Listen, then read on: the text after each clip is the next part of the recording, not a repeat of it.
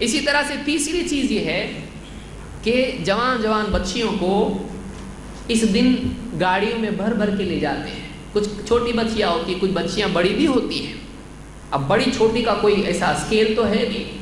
ماں کو سمجھنا چاہیے کہ میری بچی کو باہر نہیں بھیجنا چاہیے. اجنبی لوگ ہیں, اتنی بھیڑ ہوگی, لڑکے ہیں, کیسے اچھے بھی لوگ اس میں ہوتے ہیں بیچارے غلطی سے آ جاتے ہیں, اور برے لوگ بھی ہوتے ہیں جن کے لیے آج ہی کا دن جو اصل دن ہے. اور بچیاں پردہ ہے نہیں ہے, دوپٹے کہاں جا رہے ہیں, کہاں بچی جا رہی ہے, بھیڑ میں, اتنی بھیڑ میں دھکا بکی سب اس کے اندر بچیوں کو بھیج دیتے ہیں. یہ سمجھتے ہیں کہ ہم نے اسلام پر بہت بڑا احسان کر دیا, ہم نے اسلام کے لیے کچھ کر دیا. یہ جائز نہیں ہے. اپنے بچوں کی حفاظت کرنا چاہیے, اپنی بچیوں کی حفاظت کرنا چاہیے. خواتین بھی آ کے بے پردہ کنارے کھڑی ہو جاتی ہیں کہ اسلام کا جلوس جا رہا ہے, کہ اسلام کا جنازہ جا رہی ہے. سوچیے, اسلام کا جلوس جا رہا ہے, یہ جنازہ جا رہا ہے اسلام کا. اپنے گھروں سے جھانکتی ہیں عورتیں اور سب دیکھتے ہیں, اور یہاں نوجوان بھی کہتے ہیں ان کو بھی کلمہ پڑھائیں گے, ارے اوپر دیکھو, ارے نیچے دیکھو, ارے پہلی کھڑکی میں دیکھو, نعرے لگاتے ہیں. شرم آنا چاہیے. مسلمان بچیاں کبھی ہوتی ہیں, خواتین ہوتی ہیں, کبھی غیر مسلم ہوتے ہیں. پولیس آ جائے اگر اس میں تو ایک دم جوش اسلام کا زندہ ہو جاتا ہے, ان کو بھی کلمہ پڑھائیں گے. اچھا, گھر میں جا کے پہلے خود کلمہ پڑھانے نہیں آتا ہے اس کو, ان کو کلمہ پڑھانے چلا ہے. ایک ہی دن کلمہ پڑھانا ہے,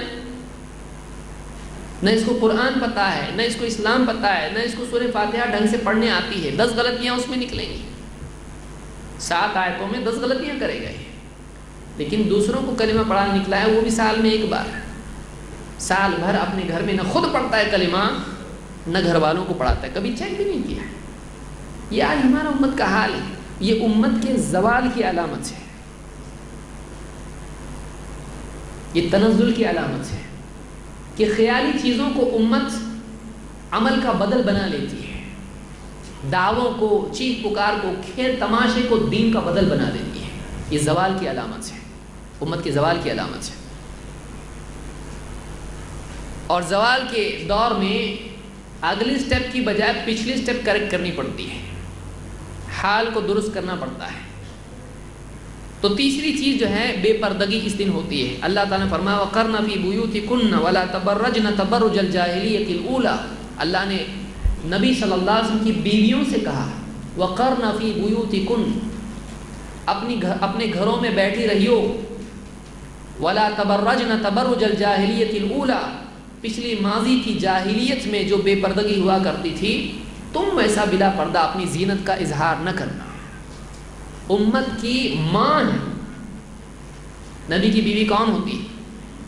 نبی کی بیوی, محمد صلی اللہ علیہ وسلم کی بیویاں ہم سب کی کیا ہیں؟ ماں ہیں. ان کو کہا جا رہا ہے گھر میں بیٹھے رہو, پردے سے رہو, اپنی زینت کا اظہار لوگوں پہ مت کرو. آپ بتائیے جن کے بارے میں یعنی امت کا عقیدہ ہے کہ امت کی ماں ہے, ان سے کہا جا رہا ہے. باقی خواتین کو کتنا پردے کا لحاظ کرنا چاہیے,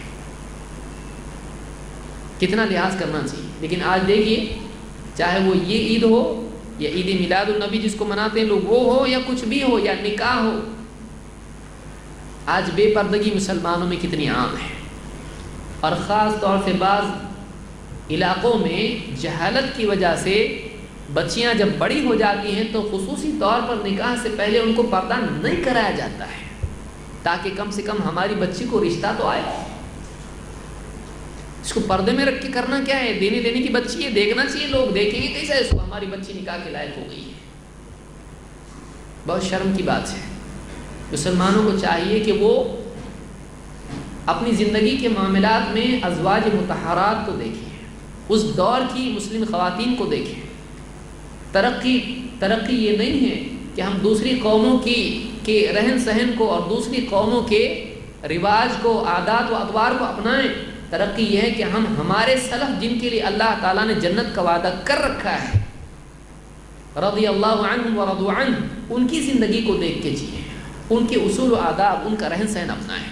اس معاشرے کو اپنے معاشرے میں لانے کی کوشش کریں جو نبی صلی اللہ علیہ وسلم کا معاشرہ ہے, نہ کہ آج کی مغربی تہذیب جس کو پیشاب پاخانے کا طریقہ بھی معلوم نہیں ہے, جس کو کچھ بھی معلوم نہیں ہے. ٹیکنالوجی زندگی گزارنے کے طریقے کا نام نہیں ہے، ویسے ہی جیسے سواری منزل کا نام نہیں ہے، منزل کے لیے ذریعہ وسیلہ ہے، وہ منزل کا نقشہ بھی نہیں ہے اور وہ منزل بھی نہیں ہے۔ دوسری قوموں کو دیکھ کے ہم کو نہیں چلنا ہے۔